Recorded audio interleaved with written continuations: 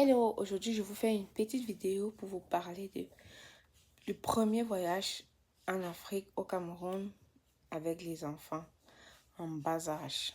Qu'est-ce que tu dois planifier, avoir?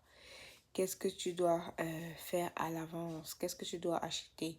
Je vais plus me focaliser sur les trucs importants, des choses qui peuvent te faire rater ton vol si jamais tu ne penses pas à ça. Fait qu'aujourd'hui, c'est de ça qu'on va parler. Si c'est un sujet qui t'intéresse, je t'invite à rester scotché jusqu'à la fin. Je précise que dans la vidéo, je vais peut-être beaucoup plus parler du voyage en Afrique, mais plus précisément au Cameroun, parce que c'est mon pays d'origine et c'est où je suis allée pour la première fois avec les enfants en ce qui concerne les pays d'Afrique.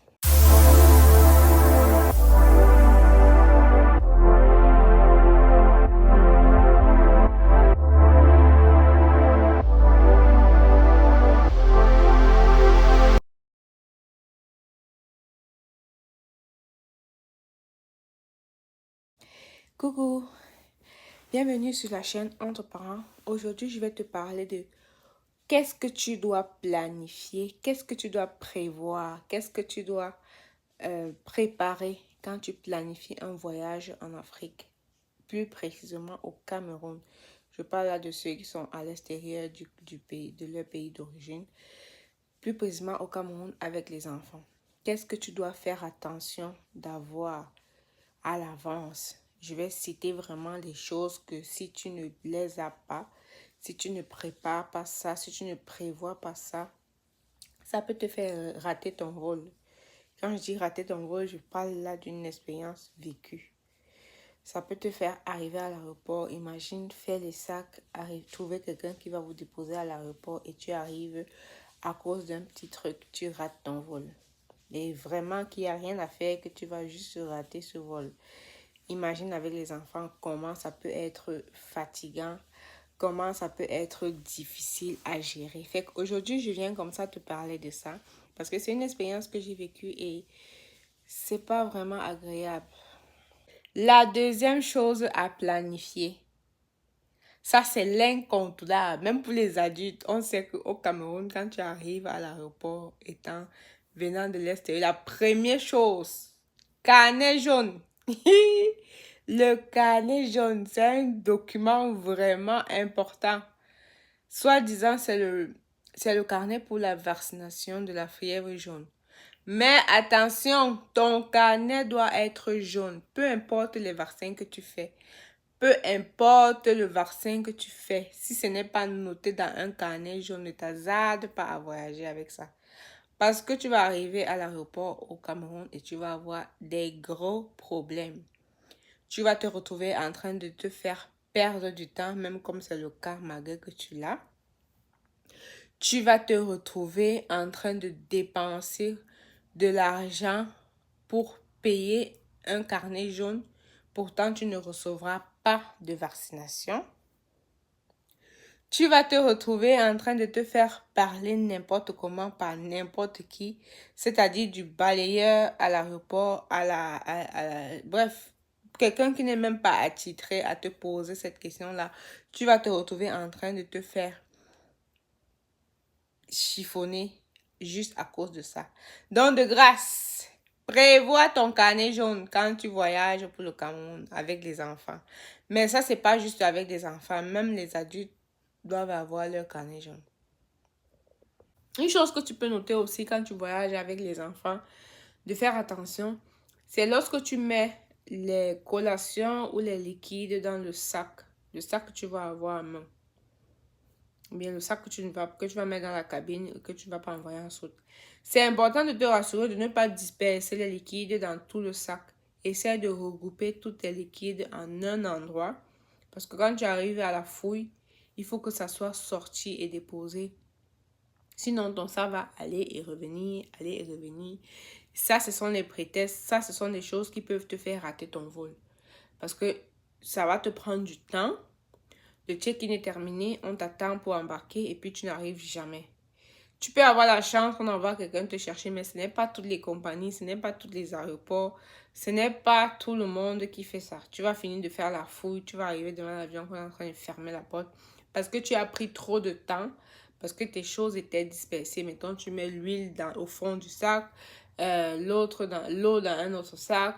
La crème, c'est important vraiment de tout ce qui est liquide. C'est important de regrouper ça ensemble. Que tu sais que dès que tu arrives, tu sors les liquides de ton sac, tu déposes. Quand je dis liquide, je parle de crème, de l'eau, du lait, des yogourts, tout ce qui est liquide.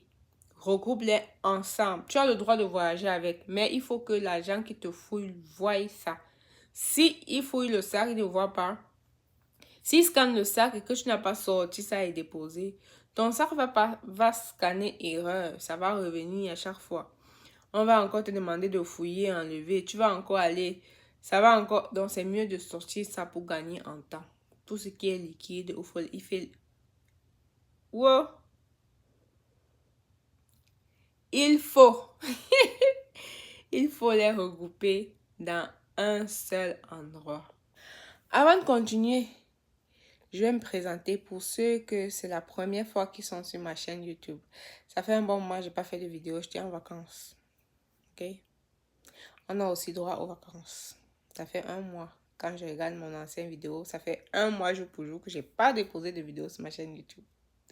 J'étais en vacances. Est-ce que j'ai le droit d'avoir des vacances? Oui. Peut-être c'était pas des vacances vraiment... c'était pas des vacances voulues. Mais j'étais en retrait. Je vais dire ça comme ça. Il fallait que je règle 2-3 trucs et je profite aussi de souffler un peu. Fait que je suis de retour. Pour ceux qui ne me connaissent pas, je suis Judy Kael. Bienvenue sur la chaîne Entre Parents. Entre Parents, ça sonne beau cette chaîne, ce nom, hein. C'est ça. Sur la chaîne Entre Parents, on partage vraiment tout ce qui concerne les enfants. Que ce soit les difficultés que tu peux avoir, l'éducation de tes enfants, la santé des parents, parce que qui dit enfant dit parents, l'épanouissement. Et puis, il y a aussi d'autres sujets qu'on peut aborder vraiment parfois qui n'auront rien à voir. On peut parler de l'alimentation, des recettes, des activités à faire. Bref, en gros, on parle toujours des enfants et du bien-être des parents. Fait que si c'est la première fois que tu es sur ma chaîne, bienvenue sur ma chaîne YouTube. Je t'invite à t'abonner. Oui, parce que vous êtes champion ici pour regarder les vidéos jusqu'à la fin sans vous abonner. Je t'invite à partager, à liker et à me laisser en commentaire ce que tu penses de mes vidéos. Pas ce que tu penses de moi, hein. Non, je ne suis pas là pour parler de moi. Ce que tu penses de mes vidéos. Ok? C'est ça. Une autre chose encore. J'ai le plaisir de vous annoncer que je suis désormais titulaire d'une petite entreprise. Je dis petite entreprise, c'est pas pour minimiser, mais c'est juste pour dire que je suis dans mes débuts. Je me suis lancée dans la location des jeux gonflables et accessoires d'animation de fête pour enfants. Le nom de ma compagnie, c'est Festifun. J'adore ce nom. C'est ça. Location des jeux gonflables. J'ai 10 jeux gonflables pour le moment avec plusieurs jeux gonflables différents. J'en ai 10 en location dans la ville de Québec, Lévis. Ceux qui sont au Canada, pour ceux qui sont au Canada, dans la ville de Québec, Lévis et les alentours. Je peux arriver jusqu'à Montréal pour le moment, mais pour arriver à Montréal, il faudrait que le même week-end, j'ai peut-être 3 ou 4 réservations. Ou bien que ce soit quelqu'un qui prend vraiment plusieurs jeux gonflables pour pas que je me déplace juste pour un seul jeu. Fait que c'est ça. N'hésitez pas, si c'est l'été, nous sommes en été, il fait beau, c'est le beau temps, il n'y a pas de neige, il n'y a pas d'hiver, jusqu'en fin septembre. Je dirais même début octobre parfois. Donc, si tu as les anniversaires d'enfants, si vous avez des anniversaires, même des anniversaires d'adultes, parce que de nos jours, on a surtout au Canada, quand tu as les enfants, ça te prend quelqu'un tout le temps pour garder les enfants quand tu veux sortir. Pourtant, si tu as une sortie où il y a la possibilité d'avoir un divertissement pour les enfants, ça encourage. Alors, tout ce qui concerne jeux gonflables et animation de fête pour enfants, j'ai une machine à popcorn, j'ai une machine à slush, j'ai une machine à barbe à papa. Alors, je t'invite comme ça à me contacter. Je vais laisser ma carte d'affaires. Oui, j'ai une carte d'affaires. Bref, fait que c'est ça. On va continuer avec la vidéo pour pas que vous venez dire que oh, je parle beaucoup, je ne parle pas de la vidéo. Il faut bien que je fasse la pause publicitaire, n'est-ce pas? Fait que c'est ça. J'étais en train de dire que les choses que tu dois faire attention à avoir, les choses que tu dois faire attention à prendre, les choses que tu dois pas négliger quand tu planifies un voyage avec tes enfants. J'ai nommé prendre un visa si jamais tu as des enfants qui ont un passeport à étranger. J'ai nommé avoir le carnet de vaccination. Plus précisément, si tu vas au Cameroun, je ne connais pas pour d'autres pays, plus précisément le carnet jaune. Et je vais rajouter à ça de vérifier ton passeport, vos passeports. Parce que j'ai appris récemment que un passeport qui s'est mouillé avec de l'eau ou du lait peut te faire ne pas voyager, même si ça a séché. Il suffit que la photo soit abîmée ou bien que les écritures soient un peu floues ou bien que la page de ton passeport soit échangée de couleur. C'est possible que tu sois recalé à l'aéroport. Alors, je te dis de vérifier tes passeports. Il n'y a pas de passeport vérifié, il n'y a pas de passeport mouillé, qui a été mouillé, il n'y a pas de page déchirée. Bref, fais attention à ça parce que moi, je ne savais vraiment pas que on pouvait arriver à l'aéroport, avoir un passeport qui a été mouillé et qui s'est séché.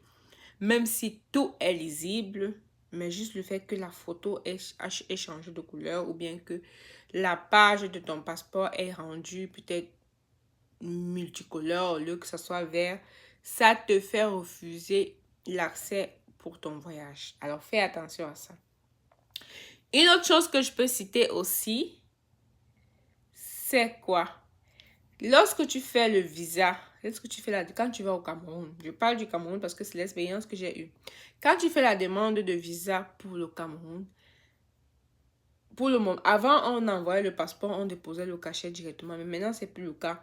Maintenant tu fais la demande, on t'envoie un code QR et c'est le code là que tu utilises à ton arrivée pour avoir le cachet dans ton passeport. Donc plus besoin d'envoyer le passeport à l'ambassade, tout ce qui va avec. Mais ce code de confirmation de visa qui t'envoie, c'est important de l'imprimer. Parce que le code QR dans le téléphone, le Cameroun, n'accepte pas. Quand tu vas arriver à l'aéroport, on va te dire que ce n'est pas autorisé. Tu ne peux pas voyager avec. Ça te prend un imprimé. Imagine, tu arrives à l'aéroport avec les enfants et qu'on te dit d'aller imprimer un document à l'aéroport de Montréal. Aux alentours, il n'y a rien comme imprimante. 2, parfois la personne qui t'a déposé est déjà partie parce que les parkings sont payants ou bien parce qu'il n'y a pas de place pour se stationner et attendre. 3, on t'indique un endroit où imprimer à l'aéroport de Montréal. Tu arrives là, il y a un problème d'encre ou bien l'endroit est fermé. Comment tu fais si tu es seul? On a eu la chance, on était à 2. Donc, il y avait un qui pouvait gérer les enfants et l'autre partait gérer ça. Mais imagine que tu voyages seul, tu arrives à l'aéroport, tu as ce problème-là. C'est compliqué à gérer. Alors, imprime tous les documents que tu as besoin pour voyager. Il faut les avoir en imprimé, idéalement. Une troisième chose, je ne sais pas si je suis à la troisième, là, c'est que bref, une autre chose que tu peux noter aussi, je te dis, une autre chose que tu dois prévoir, que tu dois planifier lorsque tu voyages avec les enfants. Ça doit vraiment être très important. C'est de prendre la peine de faire attention d'arriver à l'aéroport vraiment à l'avance. Je te dis, n'arrive pas à l'aéroport comme juste comme quand tu voyages seul. Essaye d'arriver à l'aéroport vraiment à l'avance. Quand je dis à l'avance, c'est peut-être ça va te paraître exagéré, mais genre 3 heures avant ton heure de départ. Donc, si ton vol est prévu pour 19 heures, arrive à l'aéroport à 16 heures. Quand tu voyages avec les enfants. Quand tu voyages seul, c'est facile. Ça passe vite. Mais quand tu voyages avec les enfants, arrive à l'aéroport 3 heures de temps minimum avant ton heure de départ. Parce que le voyage avec les enfants, l'embarquement, c'est lent. Tu as l'enfant qui veut pleurer. Pendant que tu passes ça, l'enfant veut que tu le portes. Pendant que tu fais ça, ton fils va vouloir que... Puis tu ne peux pas lui expliquer que je suis occupée à faire ça. Il faut que tu prennes le temps pour résoudre son problème avant de revenir sur ce que tu fais. Sinon, ça prend plus de temps. Sinon, il va pleurer, ça va t'énerver, ça va... Donc, vraiment, prévois d'aller à l'avance. Et aussi, si c'est possible, essaye d'avoir quelqu'un avec toi jusqu'à ce que tu finisses tout ce qui est embarquement, check-in, jusqu'à ce que tu te retrouves juste au niveau de traversée pour aller à la fouille. Essaye d'avoir quelqu'un avec toi parce que c'est vraiment stressant lorsque tu as un petit problème à gérer et que tu as l'enfant à gérer aussi. Quand tu as quelqu'un avec toi, c'est facile que la personne gère l'enfant et que tu fasses ce qu'il y a à faire rapidement avant de récupérer ton enfant. Donc, c'est un peu ces petits trucs-là que je voulais citer. Fait que merci d'avoir regardé la vidéo. On se retrouve une prochaine fois pour une autre vidéo. Je suis de retour et je vous ferai plein de vidéos. J'ai tellement de story time à faire sur mon voyage au Cameroun. Bref, n'oubliez pas, Festifun, location des jeux gonflables. Fait que si tu as un événement pour enfants, un anniversaire, un baptême, un voix bébé, bref, même un anniversaire pour adultes que vous voulez avoir un petit espace, même des petites rencontres, des conférences pour adultes, vous pouvez prévoir, il fait beau, il y a la cour extérieure, vous pouvez prévoir un petit espace pour les enfants. Je fais dans la location des jeux gonflables et accessoires d'animation de fête pour enfants. Je fais dans la location des appareils, ce qui concerne la machine à popcorn, ça c'est idéal pour les fêtes d'enfants, une machine à slush, une machine à barbe à papa. Fait que je t'invite comme ça à me contacter si jamais tu es intéressé. Je suis dans la ville de Québec, Lévis et Montréal. Mais dans la ville de Montréal, il faudrait que ça soit une location de minimum 3 jeux gonflables. Si c'est un seul jeu gonflable, ça va être difficile à gérer à moins que je trouve quelqu'un qui va amener et retourner avec. Pas que je me déplace moi-même. Mais si je dois me déplacer pour venir te livrer ton jeu pour ta location, idéalement, il faudrait que ça soit minimum de 3 jeux gonflables. Fait que merci d'avoir regardé la vidéo. On se retrouve une prochaine fois pour une autre vidéo. Bisous, bye. La première chose que je vais te demander de noter quand tu planifies un voyage avec tes enfants pour un pays africain ou bien plus précisément au Cameroun quand tu quittes de l'extérieur, c'est de prévoir de faire une demande de visa à l'avance. Ça, c'est si tes enfants ont la nationalité extérieure parce que au Cameroun, la double nationalité n'est pas acceptée. Mais je ne sais pas si c'est le cas dans d'autres pays. Je ne sais pas si dans d'autres pays, la double nationalité est acceptée ou pas. Mais au Cameroun, ce n'est pas accepté. Fait que quand ton enfant a un passeport étranger autre que le passeport camerounais, il est obligé d'avoir un visa pour entrer à l'extérieur, pour entrer au Cameroun. Fait que je te dis là de planifier, de penser à faire une demande de visa à l'avance. Il y en a qui m'ont dit quand je planifiais mon voyage que comme quoi, non, tu peux embarquer pour le Cameroun et arriver à l'aéroport, prendre un visa. Je ne sais pas comment ça se fait, mais parce qu'à l'aéroport, on m'a clairement demandé le visa des enfants. Pardon. Fait que si je n'avais pas fait ce visa-là, si je n'avais pas pensé à ça, peut-être que j'aurais raté mon vol, même quand ça a toujours été le cas, malgré que j'avais pensé à ça. Fait que comme je disais, c'est planifier de faire un visa pour tes enfants.